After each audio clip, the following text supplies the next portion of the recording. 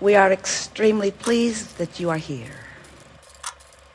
Is this the subject of finding a relationship and keeping it, which is sort of the practical human approach? Or is this the subject of life giving you information and helping you to know what you really want? What's the real subject? Is this the subject of finding the perfect person right away? Or is this the subject of creating the perfect relationships through life experience? Creating the relationship. This feels like it's been taking a really long time. Can you remember what you said when you first sat down here, the first words out of your mouth? Trauma or something. I said before that? Trying to work through that. Before that? It's a blur now. You said something about, I've been on my way to this chair for a long time. Oh, yeah. Do you remember that? Yeah. Mm-hmm. Yeah. What did you say? Yeah, I've been really wanting to manifest being able to sit in this chair. Yeah. Wow, that's awesome.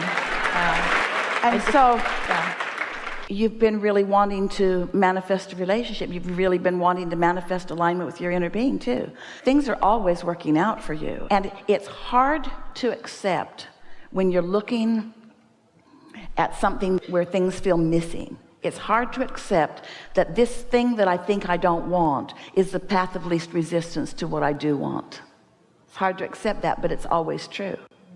This thing that looks like it's turning out in a way that makes me feel embarrassed or like a failure, or we're being more dramatic about this than you're really feeling, but this thing and the way it's turned out, for which I feel like I should have done better, is exactly things working out for me, because it's helped me to clarify with great definition, much more definition, of who I really am and what I really want. Can you feel how the path of least resistance is taking the sting out of that and putting the emphasis on this? Yeah, that's good. Yeah. It's the fact that I manifested here. I'm like, ooh, wait, I can do that. You all are really interesting because you do want manifestations to which you can have a knee-jerk good feeling response. And so when we're talking other than that, you're not really having that much of it. We know that what you really want is what you think you want. And when you're in any moment not getting what you really think you want to throw a fit like a 2-year-old would, because you're not getting what you think you want. And everything that we're saying, even though it's leading you to what you want, it's the path of least resistance, it's what you knew coming in, it's what you've come to know, it's about the laws of the universe, it's a practical, workable experience, it will work for you, you'll get everything that you want. Still, you'd rather just throw your fit about not having what you want right now. But in time, you'll start realizing the unproductiveness of the fit throwing and the productiveness of the trying to find a thought that feels better, which is the path of least resistance. You could get off the subject. It's like on one end of the stick is what you want, and on the other end of the stick is the absence of it. But it's not just one stick, it's a whole pile of sticks. Let's say there's a pile of sticks, and let's say there's 10 sticks in the pile, and therefore 10 different subjects. But it's interesting, and this goes to what we were saying earlier. We haven't said this way before. Do you have a vision of a stick with what's wanted on one end and the absence of what's wanted on the other? And now can you see a bundle of sticks, and what's wanted is on one end, and the absence of what's wanted is on the other end? Got it? Really big bundle. You've been gathering it up for quite a while. Some of it you were born with, most of it you picked up along the trail after you got here. On the I know what I don't want end of the stick are all those subjects that we were talking about. Just for fun, stay with us. We're going to label the sticks, okay? We're going to label them with description about what they're about. But we're not going to put the label in the middle of the stick. We're going to put the label on this end of the stick, on the practical, manifested, functional end of the stick. Stay with us. So we're going to put relationship on one of the ends of the stick, and we're going to put money on one of them, and career. Got any other sticks you want to label? Health? Any other? House? So it's obvious this can be a really big pile of sticks. All those labels are on this end. And on the other end is happy, fulfilled, satisfied, alignment with inner being, tuned in, tapped in, turned on. So you pick up the stick called house, and on one end of it is house, and on the other end of it is happy. Now, can you feel the logic in it? What we're trying to bring you to is the distinction between this practical way you've been approaching life, where you're approaching it by the subject. We're going to bring it home to you with this analogy. It's worth waiting for, because this is a concept that's going to free you. It's going to put you in a category of a very small percentage of humans that understand how the laws of the universe work. So it's worth this not quite getting it moment, because you're about to get it. Let's say that you are around a table at a restaurant, and there are 4 or 5 friends, all of you gathered together, and someone brings up the subject of flat tires. And so almost all of you have a flat tire story to tell. So you do, because the subject is flat tires. And then somebody brings up the subject of food poisoning.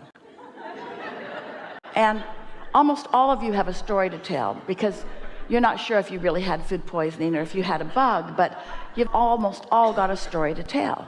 And so if you are subject driven, like most of the world is, almost everybody could chime in on those stories. But if you are tuned in, tapped in, turned on driven, if you are alignment driven, then most of those stories you wouldn't have anything to contribute. They're talking about flat tires. You're silent. You're looking out the window. What you thinking? I'm just counting the airplanes as they go by. Oh, you're not paying attention to what we're talking about. What were you talking about? So are you subject driven? Do you join a conversation because of its subject value, like most of the world does? Or do you join a conversation because of its vibrational content? If you are vibrational content driven, then you are aware of your inner being. And if you join a conversation because it is a conversation that connects you with your source energy, now you are experiencing the enormous power of non-resisted thought. Now you really have something to contribute to this conversation. Now everyone who is there benefits from you being part of this conversation.